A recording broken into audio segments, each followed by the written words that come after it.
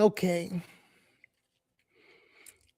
A lot of time is difficult for us to figure out when is the media lying to us or just hiding information.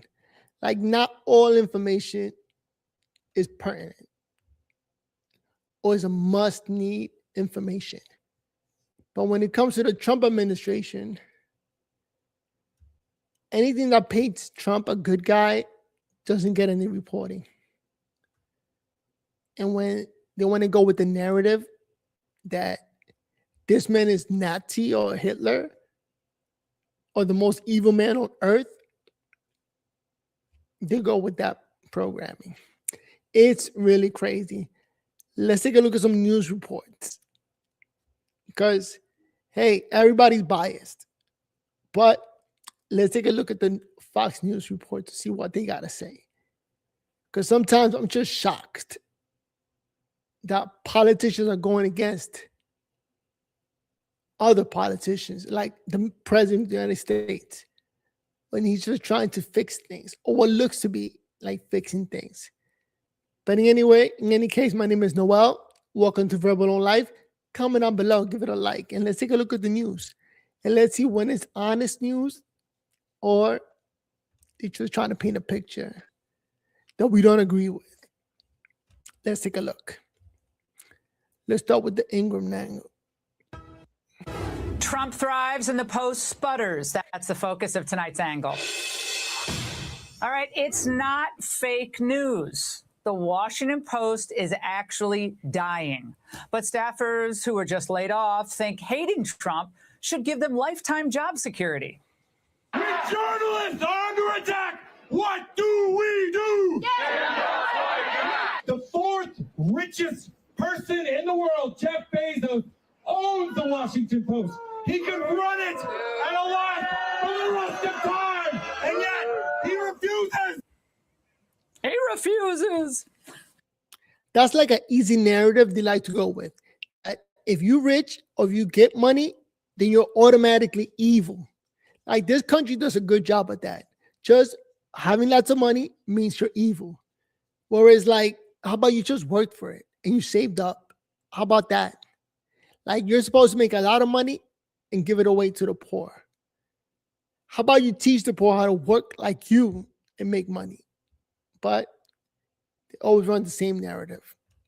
Okay, they really don't understand capitalism, do they? To them, the only way billionaires like Jeff Bezos can redeem themselves is by funding their left-wing causes.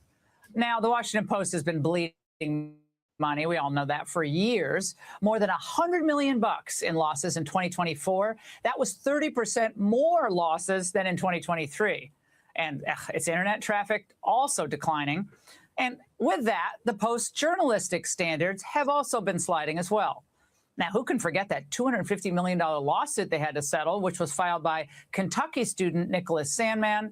They falsely portrayed him as a confrontational young man in an encounter with a Native American. Now, as happens repeatedly, anti-MAGA bias at the Post overrode their objectivity. And time and again, the Post just gets it wrong. Remember how they played defense for Kamala when it came to the border, quibbling over whether her title was actually Borders Are, not about whether the border was actually secure? Then the Post tried to downplay Biden's physical decline, cognitive decline, by contending that it was conservative media that was using cheap fake videos to make. And I can't believe so many people went with that lie and started thinking that this guy was okay. Old man Biden. Biden look bad. Oh, okay. That was another Biden Washington Post mistake. Now, look, I've been in the media business, I can't believe I'm saying this, for over 30 years. And I know, and I knew that if at any point in time my work on the radio, podcast, TV, writing stopped making money, I knew that I'd have to go back to practicing law. Ugh, yuck. So to all those displaced Washington Post staffers, and I know it's tough out there, I have a novel concept for you. Start producing content that people will actually pay for. Yep. And that's the angle. Fox News alert. The FBI is conducting a third search at Nancy Guthrie's home. They've just cleared the streets and have established a wider perimeter.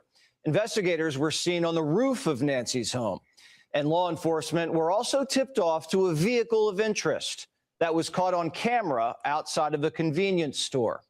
Police are currently on the lookout for this vehicle. All this just moments after officials say they've received another critical message. The note was emailed to the same local Tucson station that received the first note. The Guthrie family had asked for proof of life. Here's what KOLD anchor Mary Coleman told CNN. Does it seem that that's what this letter is? Is it a response to those things, to those the pleas of Savannah and her siblings? Mm-hmm. And does it include that proof of life or any claim to that? I can't disclose whether it includes that, but I will go as far as to say that it does seem like it is a response to some of those videos that were made. The anchor later explained that the email contains sensitive information, and she's not at liberty to discuss it at the request of the Pima County Sheriff Department. This note was very similar to the first note. Would you say it's the same tone and tenor, or is there any shift? Yeah, I would say it's just as coherent as the first. That's what, struck us as odd about the first one, is that, like you said, it was well thought out, clear thoughts put together well. And I would say that this second one, it has a very, very similar, the way that it was put together was very similar. Whoever's sending these notes is highly sophisticated and is protecting their identity from the FBI. This is not the same IP address, but it appears the sender used the same type of secure server to hide their IP address. So that's all that we know about the sender at this point, which unfortunately really isn't much. And this new note does contain something that the senders seem to think will prove to investigators that they're the same people or person who sent the first note. It's been 6 days, and Nancy is without her medication. And when she was abducted, she sustained a bloody injury. This negotiation, if it even is a negotiation, is becoming desperate. A final deadline was set for Monday. TMZ, who received the first alleged ransom note, has been analyzing the contents and believes they have a clue about the geography of the kidnappers. Watch. In the letter, it says they would return her back to Tucson. So they also give a time frame of how long it would take after they received the money to return her to Tucson. If you look at the time frame, then you say, well, you can draw a circle around Tucson to see how long maximum it would take to get her back there. This is Tucson right here. If you look at this red circle, that is the radius of the maximum amount of time it would take to get her back to Tucson. If the note's not a hoax, the language would indicate that the entire Southwest, including most of Mexico, is the playing field. Now, if you live there and see something, say something. The clock's ticking. The kidnappers are in total control. Harvey Levin explains how. The letter says, you will have no way of contacting me. This is the only contact. So that's why they're pleading for proof of life. That's why they are begging, because they have no idea how to get in touch with this person. So I don't think they know who sent. It sounds like sophisticated kidnappers, but it's insane what they're doing, thinking they could get away with this. I want to see how this falls out, man, because it's a crazy story. Sent it, and the person who sent it says this is going to be the only contact, and you have no way of getting in touch with me. So they made that clear. These ransom notes are coming from an untraceable address. If the second note is indeed legitimate and is in response to the two Guthrie family videos, then communication has been established. So what's next? Police are currently going door to door in the Guthrie neighborhood, checking doorbell and security cameras, just hoping for something, anything that'll spark a new lead. Most cameras aren't flagging because the neighborhood's kind of like a black hole. And as you might be able to tell, there are almost no streetlights in this entire area.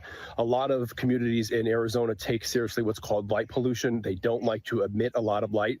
So it does beg the question of what someone can get away with here at night. And even if you do have a Ring camera or some type of security camera, is it going to be able to make out a particular human or a car? Or is it just going to be a shadow or a silhouette? Even if you have a camera on your front door, it may not see who's passing by. Nothing. Our camera would not. We have a long driveway. You cannot see anything. Right. And that Light pollution. I know. Whoever the abductor is had to have been familiar with the terrain or cased the neighborhood. TMZ says it has local written all over it. It is interesting to me that we got this ransom letter, but also the other two media outlets that got the ransom letters were both located in Tucson. They were television stations in Tucson. So why would somebody who wrote a letter like this know about the local stations and send to the local stations if they have no connection to Tucson? It feels like there is a connection to Tucson with the person who wrote this letter. And they must have known the blind spots at Nancy's house. We know her doorbell surveillance was disconnected. Authorities say it was physically removed. The whereabouts of that camera are still unknown. But what's even more suspicious is that 20 minutes later, a person was detected by the doorbell software. So with that 20-minute time gap, the cameras gets ripped off the doorbell, but then there's motion seen on the camera outside, 20 minutes later. What's that about? Some people in law enforcement wonder if the person took the doorbell camera off and waited to see if police arrived. Would that alert anything? Would that do anything? And then perhaps thinking the coast was clear, goes back to the house. We don't know. We don't know the specifics of what camera detected the motion either. All this technology, and we have nothing yet. Nothing. That's why investigators are still pouring through highway surveillance footage to see if they can run plates or spot anything out of the ordinary. Remember that hours before her kidnapping, Nancy was being driven by her son-in-law. He dropped her off after dinner. Were there any cars following them? Fox got behind the wheel to check the route. We're going to take you on a drive to her daughter Annie's home. So we're coming up on what looks like the first major intersection where you have lights on all four sides on the way to Annie's house. And so this is an area where we can see cameras. You got to think the people who did this, they got to be glued to their television watching all these reports. It's like the police are investigating, the media is investigating, and everybody on YouTube watching these reports is investigating. This was a 4.5-mile drive, 10 minutes going the speed limit. And we can see here at Annie's house, Savannah Guthrie's sister's home. Detectives are analyzing that first major intersection. One of Nancy's neighbors reported a suspicious white van parked on the block days before. Was this a crew staking out the house? Was Nancy being followed the weekend before? Or is this just another dead end? Usually in high-profile criminal investigations, the public can be extremely helpful, but they can also slow things down and even whip up fake leads, like this fake ransom text demanding Bitcoin from the Guthries. Turned out that some whack job sent it. Here he is. The FBI picked him up and arrested him in LA. And here's a weird coincidence. 2 teens were arrested in Arizona in a home invasion tied to an alleged $66 million crypto plot on the same day Nancy Guthrie was last seen. There's still a lot we don't know, and there's been a lot of second guessing. The local sheriff, who's been doing a lot of media rounds, may have dropped the ball in the critical hours when Nancy was reported missing. The sheriff didn't get the surveillance plane in the air on Sunday morning. It wasn't until the afternoon that we had eyes in the sky. This vital search and rescue aircraft needed to be in the air during the make or break initial phase. It's equipped with high-resolution thermal imaging cameras that can scan vast swaths of desert terrain. Whoa. Because of a staffing issue, according to the Daily Mail, the plane sat on the tarmac. Since then, we've seen the FBI come in and take a firmer grip on the case. Cell phone tower data is being exploited. Intelligence analysts are running down leads, and crisis negotiators or consulting with the Guthrie family. At this stage of the investigation, it's becoming pretty clear the kidnappers aren't a bunch of amateurs. You know, I'm surprised I don't see this reporting on NBC or CNN or the other major networks. They all should be running these headlines about what's going on with this lady. People have been asking, does it seem like it's written by just a crazy person? And the answer is no. This letter was very well constructed. It had structure. If you took this letter to an English teacher and said, give me notes on structure, on grammar, you probably would get no notes back. It's done by somebody, I believe, who is educated and really spent time. This was not something that took 5 minutes to write. Finally, something I can agree with. It's Friday, so you know what that means. It's time to welcome tonight's guest, comedian Rob Schneider. In the case, when it comes to letters, nowadays we got ChatGPT that in 5 seconds or 10 seconds could write you up a nice letter. So he always reminds crowds to tip the waitstaff because he's one of them. Comedian Sherrod Small. This man keeps fit by jogging and ankle monitor. Former GOP Congressman George Santos. And she went from Duran Duran to old guys who eat bran. Host of the Kennedy Saves the World podcast, Kennedy. Hey! Before we get to some news stories, let's do this. Greg's Leftovers. Right. All right, it's Leftovers, where I read the jokes we didn't use this week. And as always, it's my first time reading them. So if they suck, we'll send Joe Mackey to clean the glory holes at a biker bar. George, you know what that is.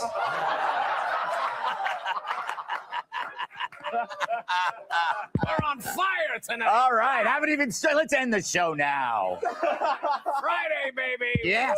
Woo! So a new report claims that Los Angeles Mayor Karen Bass watered down the Palisades fire report. Yeah, that's ridiculous. Where'd she find the water? Because it burned down. no. New reports show that Jeffrey Epstein was seeking info on how to lengthen his micro penis. Although the last woman to see him disputes this, saying he was extremely well hung. I don't like his jokes. It's Friday, people. NASA's mission to circle the moon has been delayed for the 7th time. Technicians explained that they just can't escape the gravitational pull of J.B. Pritzker. While people are excited for this Sunday's Super Bowl, others look forward to the Puppy Bowl. Which in RFK Jr.'s house is an actual bowl of puppies. Because he eats them. You guy makes millions. High protein. Turning Point has announced Kid Rock will headline its counter-programming halftime show. Oh, I got to see that tomorrow. To prepare for the show, he showered last year. Right. At this year's Winter Olympics opening in ceremony in Italy, 2 giant cauldrons were lit simultaneously. Fun fact, it's the same technology they used to make fondue over at The View. That was a long way. Right. Yeah, a lot of beef. By the way, this year's Olympics will feature women's team curling. This is all part of an effort to show that some women still know how to use a broom. Wow.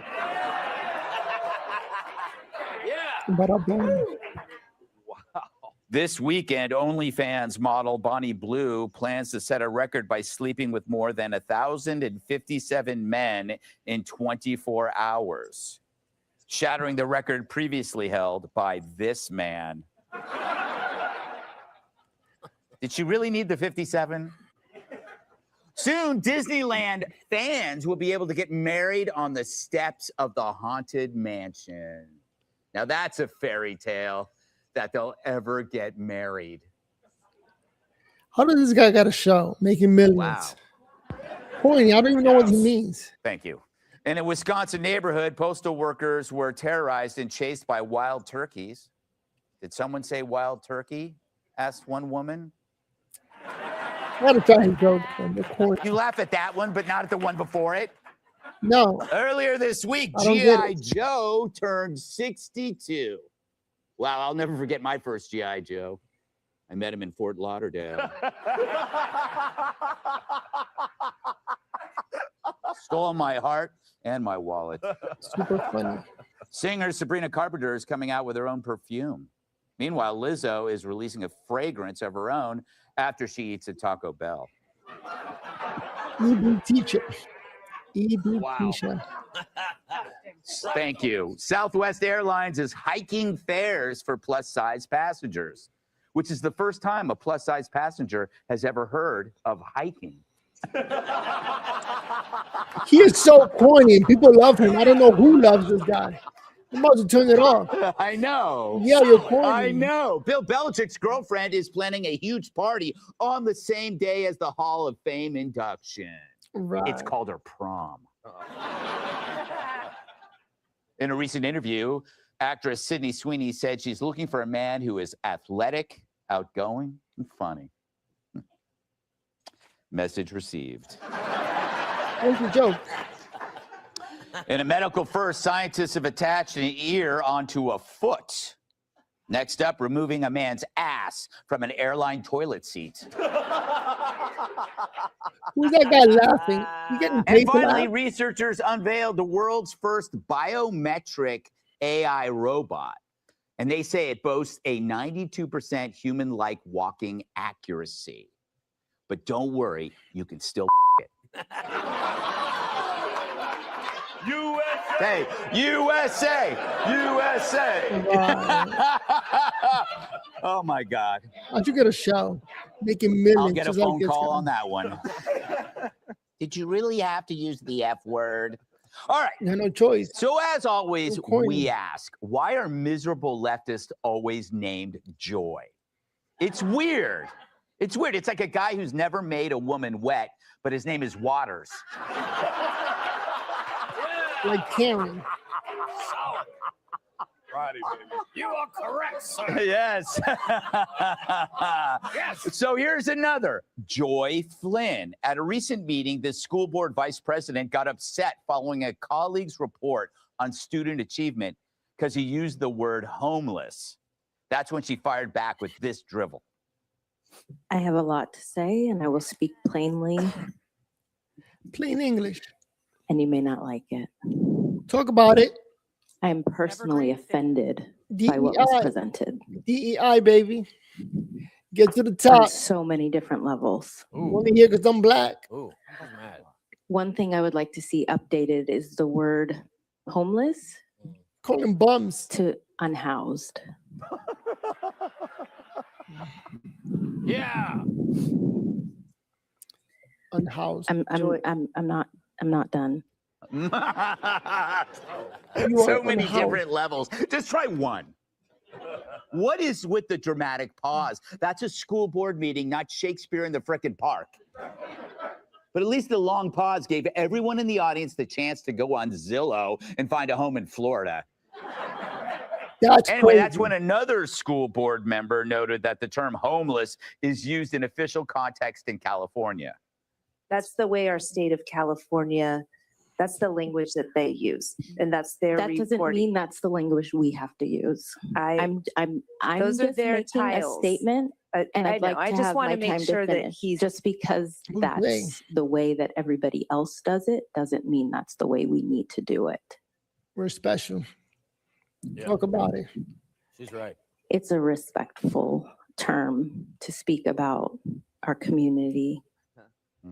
Unhoused. Okay, lady, I'll play. I won't refer to you as a moron. I'll go with unbrained. I'm evolving. Hollow brain. Thank you. I've changed. She's persuaded me. But this is the MO of the woke and the useless, getting upset over a word so you don't have to deal with the real problem. It's not failing schools, it's a colleague who uses the word homeless. And of course, she's offended on behalf of people she knows nothing about. Because you know who isn't worried about the word homeless? Homeless people. They're more concerned about ringworm or having to share their refrigerator box with losers. They're not sitting around saying, I wish they'd call me by a better name. No, they're sitting around trying to avoid hungry bobcats encroaching their encampments. But this isn't about helping the homeless at all. It's about helping that woman's status. She wants to appear important without doing anything important. Forget solutions. She just wants credit. By the way, how is unhoused different than homeless? Why not settle the problem and just call them people who really love to camp? It's funny, though, how liberals often soften language when defending bad stuff. They say undocumented immigrants instead of illegal aliens. They say justice-involved person instead of violent felon. And how did gender-affirming care become the acceptable phrase for castrating kids? I guess genital relocation was too complicated. And we can't say retarded anymore. Now we just have to show a picture of Mark Ruffalo. So you can blame creeps like this broad, but you gotta wonder, how in the hell did someone so brain dead end up on a California school board? Hey everyone, I'm That's crazy. And it looks like the beginning of the end. And they start by messing up the language and switching things up. My phone is ringing great. So yeah, so this brain dead maniac is trying to change the words instead of saying, let's help out the homeless people. You know, let's get them some housing. No, let's play with the words and mess with people's brains. Insane. But let me know what you think. Comment down below. What do you think of the reporting? Is it true that the media just doesn't want to report the news that we all need to be aware of? What's going on out there? So we got to go to other sectors to find out what's going on. Because we're not seeing it on the mainstream media. I just bit my tongue. Life is hard, but I'm over here. My name is Noel. Better than MS. Make sure you hit the like button. Comment down below. Let me know what you think. And I'm going to keep reporting. Tomorrow is Sunday with Maria Bartiromo. Make sure to join me. And I'll see you on the next one. Peace.